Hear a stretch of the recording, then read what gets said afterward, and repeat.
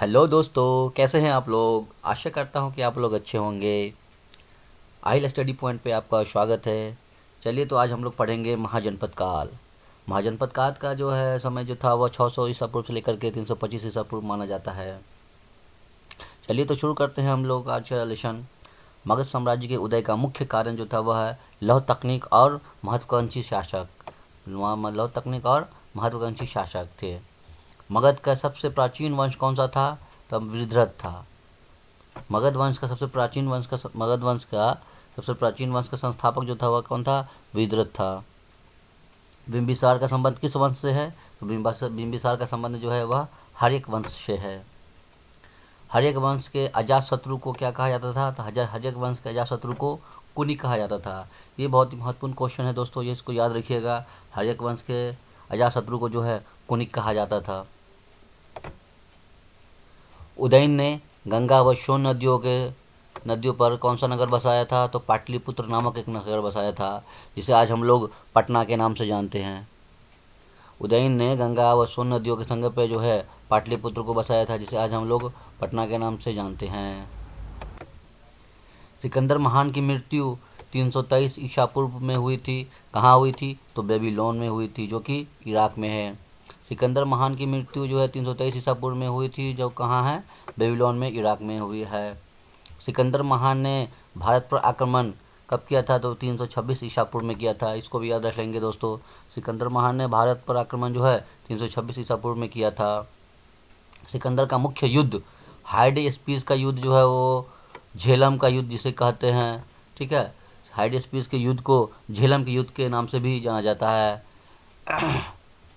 सिकंदर के युद्ध का महत्व यूरोप से भारत के लिए थल मार्ग खुला है। सिकंदर का मुख्य युद्ध जो है वह किसके साथ हुआ था? वह पोरस के साथ हुआ था। सिकंदर का मुख्य युद्ध जो किसके साथ हुआ था? वह पोरस के साथ हुआ था। पोरस के साथ जो है यह जो युद्ध जो है हाइडेस्पिस का युद्ध जो है पोरस के साथ हुआ था। पाली ग्रंथों में गांव के मुखिया को भोजक कहा जाता है। पाली ग्रंथों में गांव के मुखिया को क्या कहा जाता है? तो भोजक कहा जाता है। उज्जैन का प्राचीनतम नाम जो है वह क्या है? अवंतिका है। उज्जैन का प्राचीनतम नाम क्या है? तो वह अवंतिका है। उज्जैन का प्राचीनतम नाम अवंतिका है। नंद वंश का संस्थापक कौन था? तो महापद्मनंद था। नंद वंश का संस्थापक कौन था? तो महापद्मनंद था।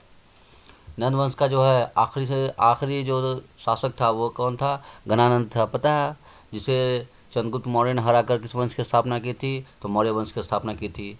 तो नंद वंश का संस्थापक कौन था? महापद्मनंद था। यही बहुत महत्वपूर्ण क्वेश्चन है, इसे याद कर लीजिएगा दोस्तों आप लोग। प्राचीन भारत में पहला विदेशी आक्रमण किसने किया था? तो ईरानियों ने किया था। यह भी बहुत ही महत्वपूर्ण है एग्जाम पॉइंट ऑफ व्यू से दोस्तों। प्राचीन भारत में पहला विदेशी आक्रमण जो है ईरानियों के द्वारा किया गया था।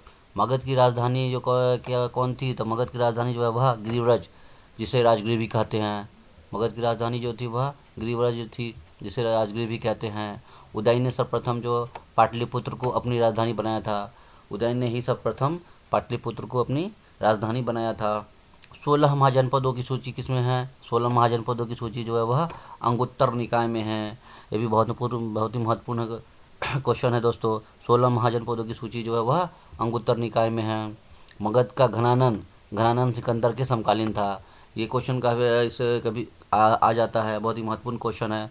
मगध का जो घनानंद था किसके समकालीन था? क्वेश्चन इस तरीके से आता है। तो मगध का जो घनानंद है वह सिकंदर के समकालीन था। प्रथम ईरानी शासक जिसने भारत के कुछ भागों को अपने अधीन कर लिया था वह कौन था? वह डेरियस था।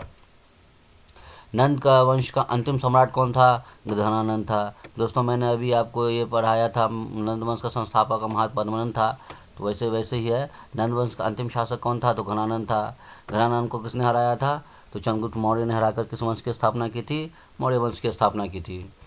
कलिंग में नहर सबसे पहले नंद वंश नहीं बनवाया था। कलिंग में सबसे पहले नहर किसने बनवाया था? तो कलिंग में से नहर सबसे पहले जो है नंद वंश ने बनाया था। भारत में मुद्रा का प्रचलन 600 ईसा पूर्व में हुआ। भारत में मुद्रा का प्रचलन कब हुआ? तो भारत में मुद्रा का प्रचलन जो है 600 ईसा पूर्व में हुआ था। शिशुनाग ने अवंती को जीतकर किसका हिस्सा बनाया? तो मगध का हिस्सा बनाया था। शिशुनाग वंश ने अवंती को जीत करके मगध का हिस्सा बना दिया।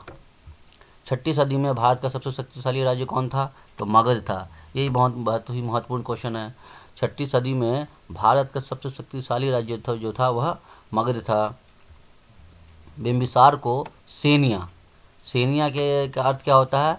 नियमित व अस्थायी सेना रखने वाला कहा जाता है। बहुत ही एग्जाम पॉइंट ऑफ व्यू से दोस्तों यह भी बहुत ही महत्वपूर्ण है। बिंबिसार को सेनिया कहा जाता है। क्यों कहा जाता है? क्योंकि यह नियमित व अस्थायी सेना रखता था। गृहपति का अर्थ क्या होता है? गृहपति का अर्थ होता है धनी किसान। गृहपति का क्या अर्थ होता है? धनी किसान। अजातशत्रु को पृथुहंता के नाम से जाना जाता है। अजातशत्रु को पृथुहंता के नाम से जाना जाता है। विश्व का प्रथम गणतंत्र वैशाली में लिच्छवी वंश द्वारा स्थापित किया गया था। ये लगभग हर एग्ज़ाम में क्वेश्चन इस तरीके का ये पूछ लिया ही जाता है। विश्व का पहला गणतंत्र किसने स्थापित किया था? तो विश्व का प्रथम गणतंत्र जो है वैशाली में किसने स्थापित किया था? तो लिच्छवी वंश ने विश्व का प्रथम गणतंत्र स्थापित किया था। महाजनपद का उदय कब हुआ था? तो महाजनपद का उदय 6ठी शताब्दी में हुआ था। महाजनपद का उदय कब हुआ था? तो 6ठी शताब्दी में हुआ था। महाजनपद का उदय जो है वह 6ठी शताब्दी में हुआ था। भगवती सूत्र में 16 महाजनपदों का वर्णन मिलता है। भगवती सूत्र में 16 महाजनपदों का वर्णन मिलता है, जो अंगुत्तर निकाय से थोड़ा अलग है। भगवती सूत्र में 16 महाजनपदों का वर्णन मिलता है, जो अंगुत्तर निकाय से थोड़ा अलग। भारत में पहला यूरोपीय आक्रमण किसने किया था? तो यूनानियों द्वारा किया गया था। भारत में पहला यूरोपीय आक्रमण जो है यूनानियों के द्वारा किया गया था। महापद्मनन को क्या कहा जाता है? उग्रसेन भी कहा जाता है। महापद्मनन को उग्रसेन भी कहा जाता है। यह भी क्वेश्चन पिछले कई एग्जामों में पूछा गया है। महापद्मनन को क्या कहा जाता है? महापद्मनन को उग्रसेन कहा जाता है। सिकंदर के साथ भारत आने वाला इतिहासकार जो है हेरोडोटस था। सिकंदर के साथ भारत आने वाला इतिहासकार कौन था? हेरोडोटस था। काशी और लिच्छवी का विलय मगध साम्राज्य में किसने किया था? तो अजातशत्रु ने किया था।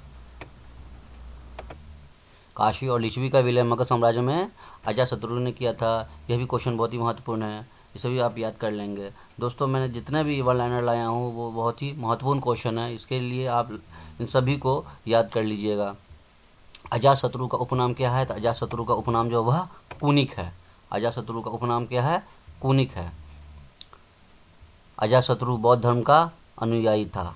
अजातशत्रु बौद्ध धर्म का अनुयायी था। यह भी क्वेश्चन बहुत ही महत्वपूर्ण है दोस्तों। अजातशत्रु का जो है किस धर्म का अनुयायी था? तो बौद्ध धर्म का अनुयायी था। अजातशत्रु की हत्या किसने की थी? तो अजातशत्रु की हत्या उदयन ने की थी। उदयन जो था अजातशत्रु का पुत्र था। तो अजातशत्रु की हत्या किसने की थी? उदयन ने की थी। अजातशत्रु गद्दी पर कब बैठा? तो अजातशत्रु गद्दी पर 492 ईसा पूर्व में बैठा था। अजातशत्रु जो है 492 ईसा पूर्व में गद्दी पर बैठा था। घनानंद के बाद चंद्रगुप्त मौर्य ने शासन प्राप्त किया। अभी मैंने इससे पहले आपको बताया कि नंद वंश का संस्थापक जो था वह महापद्मनन था, और नंद वंश का आखिरी जो था शासक वह कौन था? घनानंद था, जिसे किसने? चंद्रगुप्त मौर्य ने उसे पराजित करके एक नए वंश की स्थापना की थी, जिसे चंद्रगुप्त मौर्य ने मौर्य वंश के नाम से चलाया। तो घनानंद के बाद नंद वंश के बाद कौन सा वंश आया? तो घनानंद के बाद जो है मौर्य वंश आया। चलिए आशा करता हूँ कि दोस्तों आपको यह वीडियो अच्छा लगा होगा, और अच्छा लगा है तो प्लीज़ हमारे चैनल को सब्सक्राइब कर दें।